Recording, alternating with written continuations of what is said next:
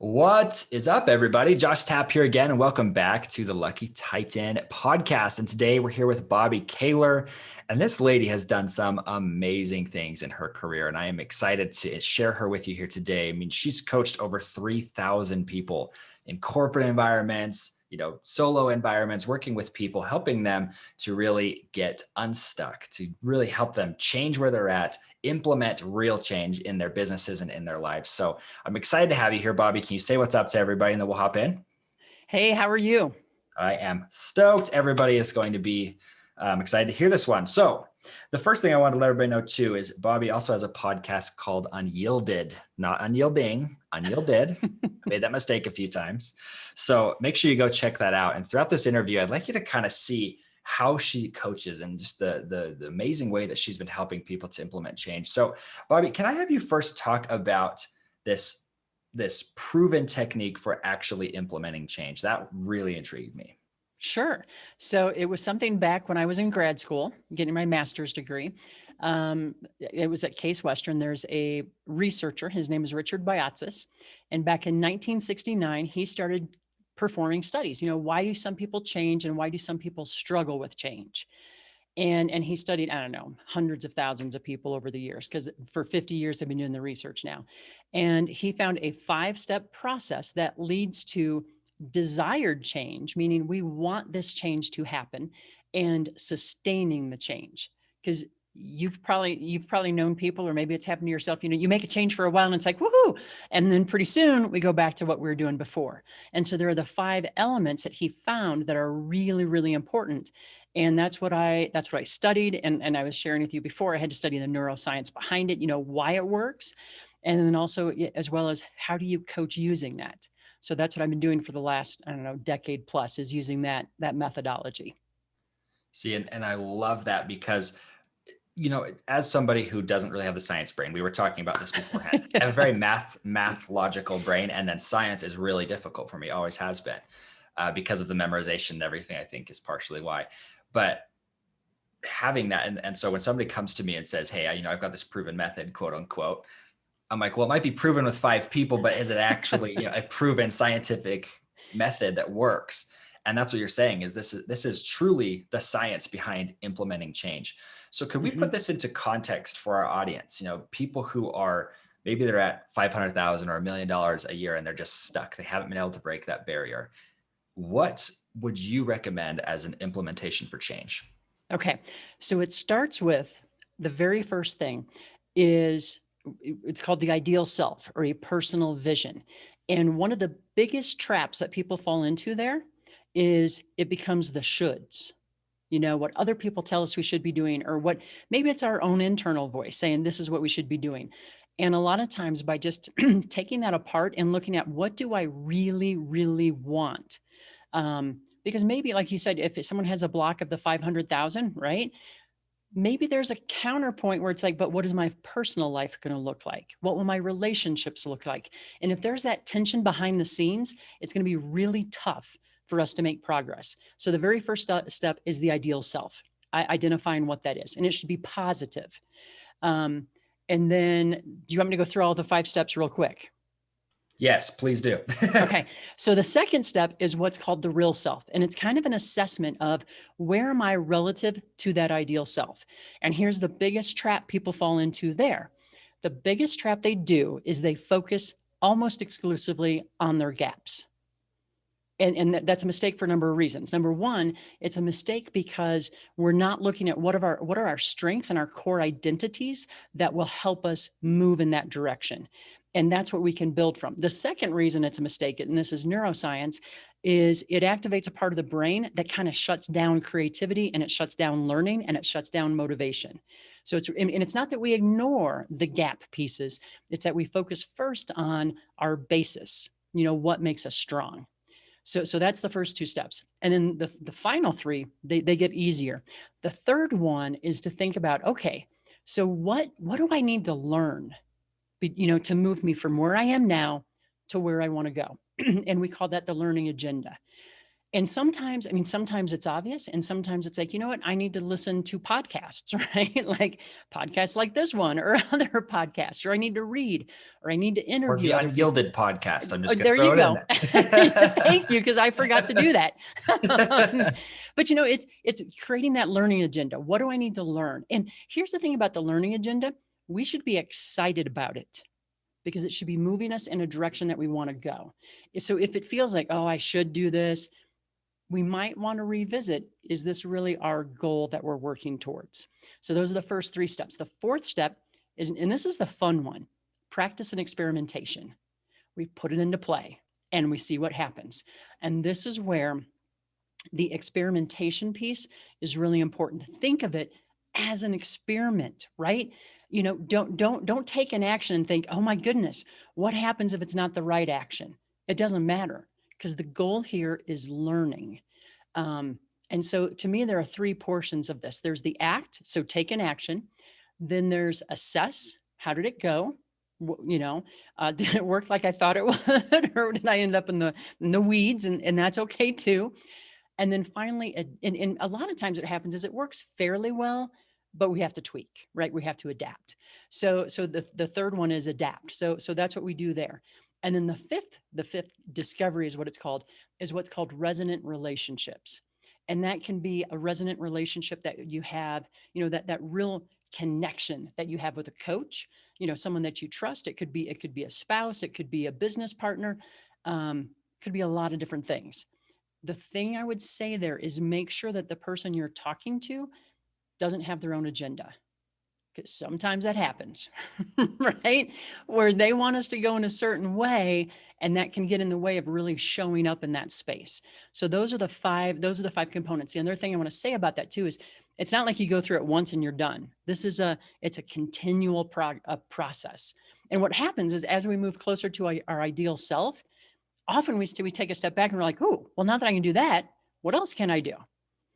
You know what I mean? Like I love cross country skiing. That's one of the reasons I live here in Colorado where I do, because I'm 2 minutes from a Nordic center.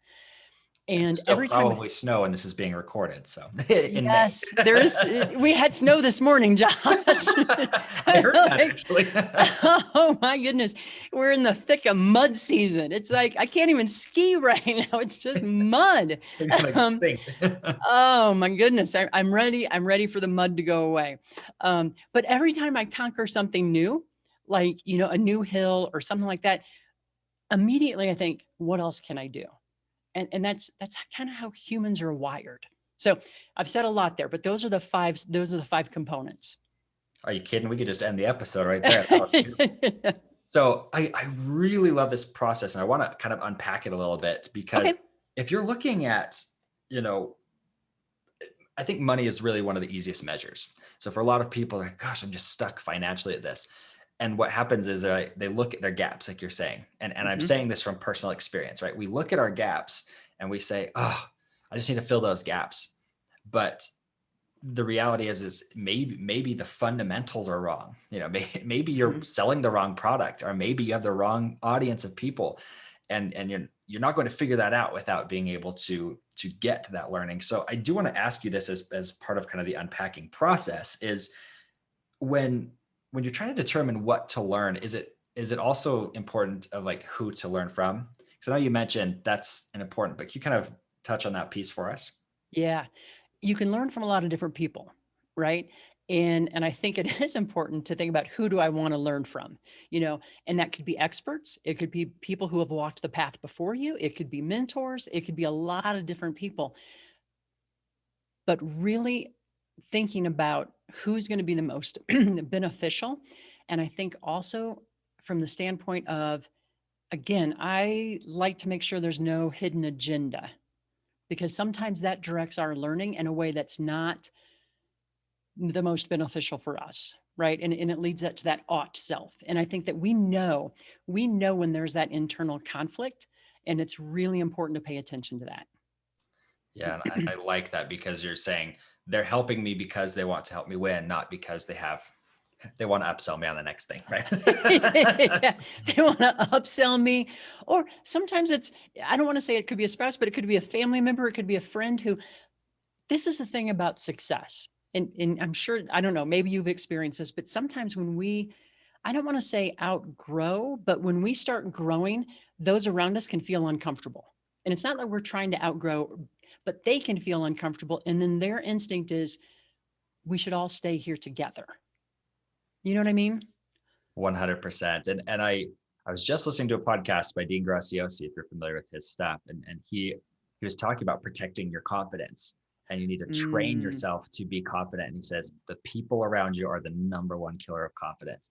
And I know for myself with the learning, a lot of people are like, Josh, you're so smart. People tell me that all the time. And I'm like, that no, put me in a test and prove me against somebody else. I just know that if I have an acid test that I've been using for our business recently, where it's, if I feel like I have to go look it up on YouTube, I need to be outsourcing it. I can't do it myself. oh, I And love that. that's because the biggest mistake that we make, especially as digital entrepreneurs, is we say, oh, I just need to tweak this little thing on my website. So you go look it up and you'll put 8 hours into the stupid project.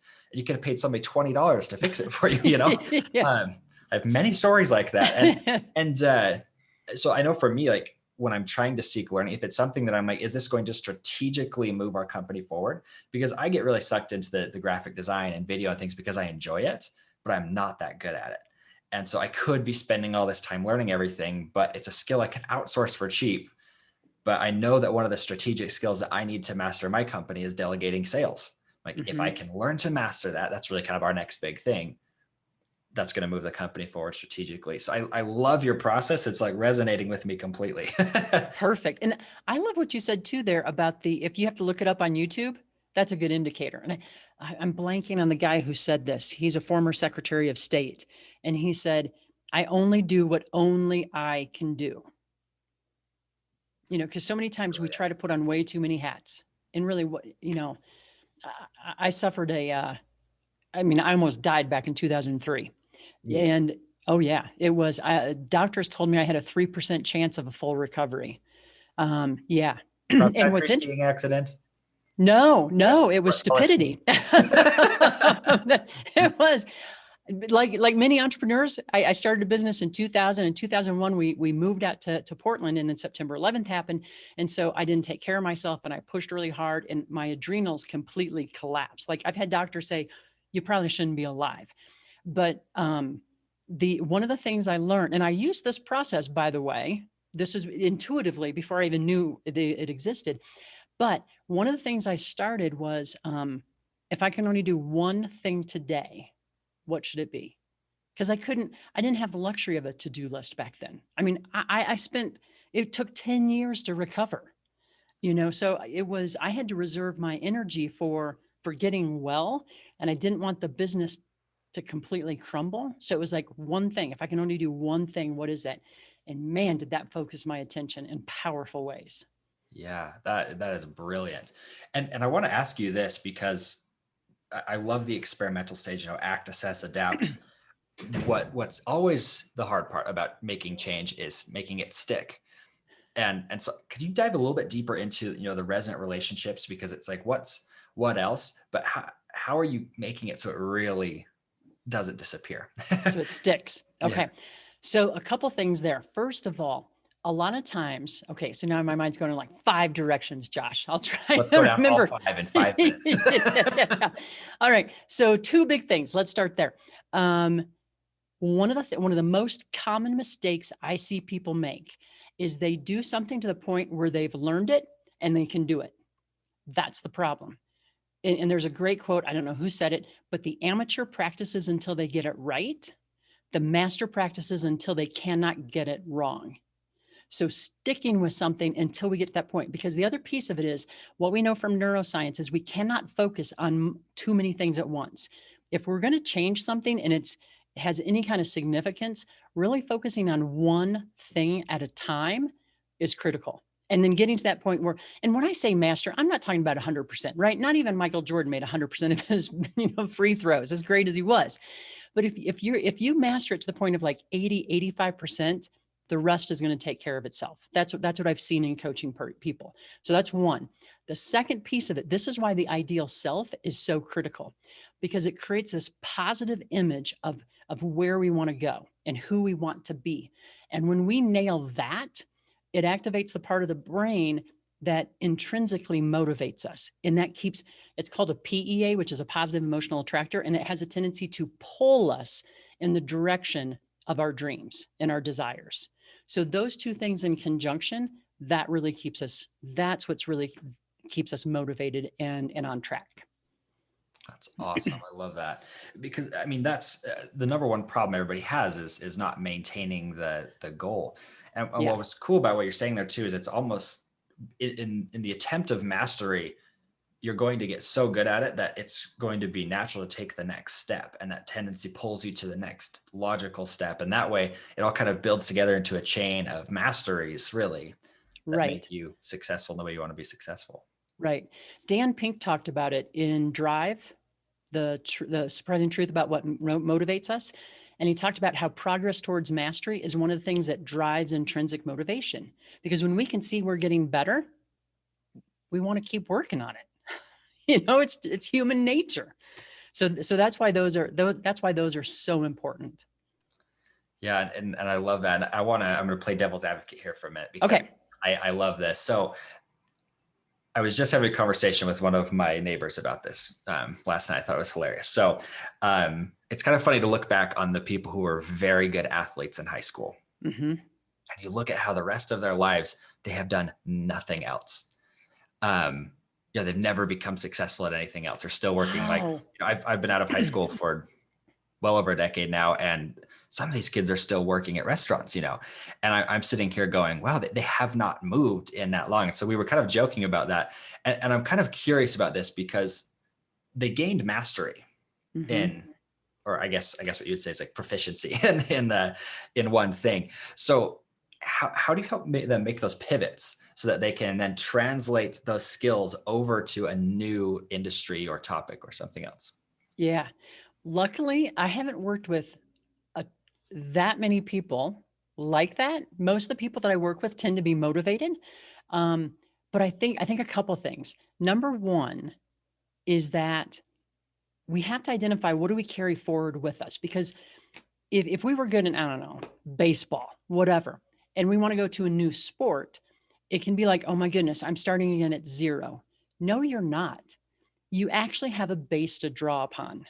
And I think helping people identify that base is really important. And then say, okay, so in the direction that you want to go, again, going back to your ideal self, in the direction that you want to go, here's what you're carrying with you. How do we build on that? So I think a lot of times if we can help people see that they're not starting at zero, but they have a good start, that can be motivating. And there could be other reasons why people, stay stuck. Like, I can't believe like they're still working at restaurants, but I mean, that happens, I guess. But I think that's a big piece of it, right? Helping them understand, what am I carrying forward with me? Like we had, I don't know if you heard, but we had the big fire, the East Troublesome fire come through here last October, and we were evacuated. We had like 10 minutes to get out, and we were minutes ahead of the fire. But we went to sleep that night thinking, our house is probably gone. And 28 of our neighbors lost their house. And I remember that night I was trying to go to sleep. It's 2:00 in the morning. And I'm thinking, oh my goodness, what are we going to do? What are we going to do? And I thought, is this really going to be the challenge that I can't overcome? No, I've overcome really big things in my life. This is just a challenge to work my way through it. And what I thought of is, okay, so what have you learned in the past that's going to help you now? I've never had to go through a fire like that before. I mean, 100,000 acres it burned in 14 hours. That's 90 football fields a minute. I'd never faced anything like that, but I faced other things that I carry forward. So that would be I guess that's my biggest key thought that comes to mind there. Yeah, well, I love that, because it's drawing upon those and then leveraging that, because you use kind of the apples and oranges where it's like baseball to football or whatever, but Yeah. I mean, all of the fundamentals to a sport translate really well to business, and all of the fundamentals of any becoming successful at anything, it all translates well. So I love that. Well, and we are coming up to the end of the interview here, so I want to just ask a few final questions. And the first one, obviously, Bobbi, is where can people go see your content? We have already kind of teased it, but let us know. Yeah, they can check out the website, which is bobbikahler.com. And my content's there. I write quite a bit. And then also the podcast, you can find it there as well. Awesome. So make sure you go check that out. And her last, so it's Bobbi, Bobbi, and then Kahler is Kahler. I will also link that in the description here so everybody has that. But I want to make sure that you go check out, especially the podcast. Go check out her site. This is the one lady I can tell you right now, if you want proof that she has, she's a good coach. She's coached over 3,000 people. So make sure you go check out her website and then go hire her. If you're really feeling stuck, she's a great person to go to for that. So once again, the podcast is UnYielded, and that is everywhere. I checked. Woohoo! Make sure you go check that out. And then Bobbi, just to kind of wrap this up with one beautiful bow, could you leave one final parting piece of guidance for our audience? Yeah. I think the parting guidance would be, no matter where you are, the future can be changed. And what's exciting about that is you can change your own future. No matter how successful we are or where we're starting, what we want in life, we can author that, and we can make that happen.